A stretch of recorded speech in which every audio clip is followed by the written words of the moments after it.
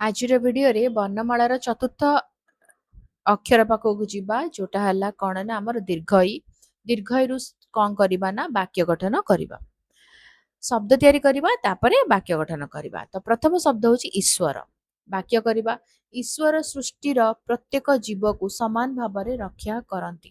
ଦ୍ୱିତୀୟ ଈଷତ୍ ଆଜି ସକାଳୁ ଈଷତ୍ ପବନ ବହୁଛି।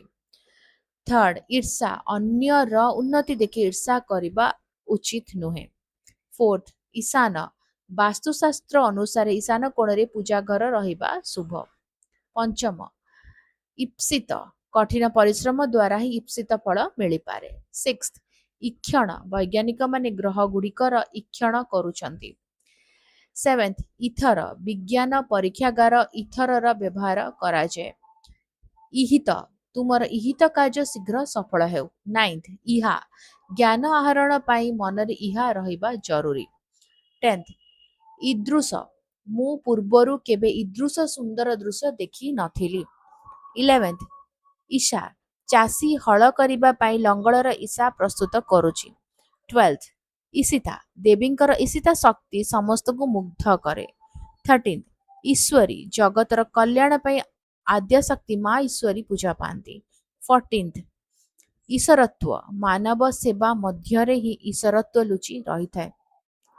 ଫିଫ୍ଟିନ୍ ଈର୍ଷାଳୁ ଈର୍ଷାଳୁ ବ୍ୟକ୍ତି କେବେ ହେଲେ ସୁଖ ଶାନ୍ତି ପାଏ ନାହିଁ। 16 ଇନ ସକାଳ ଇନଙ୍କ କିରଣ ଧରିତ୍ରୀକୁ ଆଲୋକିତ କରେ। 17 ଇଡା ପ୍ରାକୃତିକ ସମ୍ପଦରେ ଏହି ଇଡା ବା ପୃଥିବୀ ଭରପୁର। 18 ଇପ୍ସା ଉଚ୍ଚ ଶିକ୍ଷା ପାଇଁ ତାଙ୍କ ମନରେ ପ୍ରବଳ ଇପ୍ସା ରହିଛି। 19 ଇଲିସି ଓଡ଼ିଶାର ଉପକୂଳ ଅଞ୍ଚଳରେ ଇଲିସି ମାଛ ବହୁତ ଆଦର ପାଏ। 20 ଇମାନ ଜଣେ ସଚ୍ଚୋଟ ବ୍ୟକ୍ତି କେବେ ବି ନିଜର ଇମାନ ହରାଏ ନାହିଁ। ଇଦ୍ରିକ ଦୁଇ ଜଣ ଯାକ ଜାଆଁଳା ଭାଇ ଇଦ୍ରିକ ଦେଖାଯାଉଛନ୍ତି।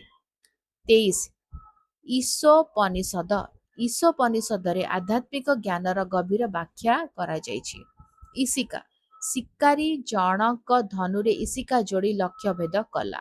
25 ଈଶା ନିଜ ପରିବାରର ମୁଖ୍ୟ ବା ଈଶା ଅଟନ୍ତି। ଈଶା ସେ ନିଜ ପରିବାରର ମୁଖ୍ୟ ବା ଈଶା ଅଟନ୍ତି। 26 ଈଶାନୀ ନବରାତ୍ରି ସମୟରେ ମା ଈଶାନୀଙ୍କର ବିଶେଷ ପୂଜା ହୁଏ। 27 ଈର୍ଷିତ ତାଙ୍କର ସଫଳତା ଦେଖି ଶତ୍ରୁମାନେ ଈର୍ଷିତ ହେଲେ। 28 ଈଶ୍ୱରାଧନା ପ୍ରତିଦିନ ସକାଳୁ ଈଶ୍ୱରାଧନା କଲେ ମନ ଶାନ୍ତ ରହେ। 29 ଈଶ୍ୱରାଜ୍ଞା ଈଶ୍ୱରାଜ୍ଞାକୁ କେହି କେବେ ଅମାନ୍ୟ କରିପାରିବେ ନାହିଁ। ନମ୍ବର 30 ଈଶ୍ୱରୀୟ ପ୍ରକୃତିର ସୌନ୍ଦର୍ଯ୍ୟ ଏକ ଈଶ୍ୱରୀୟ ଦାନ ସଦୃଶ। ଭିଡ଼ିଓଟି କେମିତି ଲାଗିଲା ମୋତେ କମେଣ୍ଟ କରିକି ଜଣାଇବ। ଯଦି ଭଲ ଲାଗିଲା ତାହେଲେ ଟିକେ ଲାଇକ୍ କରିଦେବ, ଭିଡ଼ିଓ ସହିତ ସେୟାର କର, ଚ୍ୟାନେଲକୁ ସବସ୍କ୍ରାଇବ କରି ବେଲ୍ ଆଇକନ୍ ପ୍ରେସ୍ କରି ଅଲ୍ ନୋଟିଫିକେସନକୁ ଅନ୍ ରଖିଥା। ତାହେଲେ ରହୁଛି ଦେଖା ହବ ଭିଡ଼ିଓରେ। ଭଲରେ ରୁହ, ସୁସ୍ଥରେ ରୁହ, ମୋତେ ଅନୁମତି ଦେବ। ବାଏ।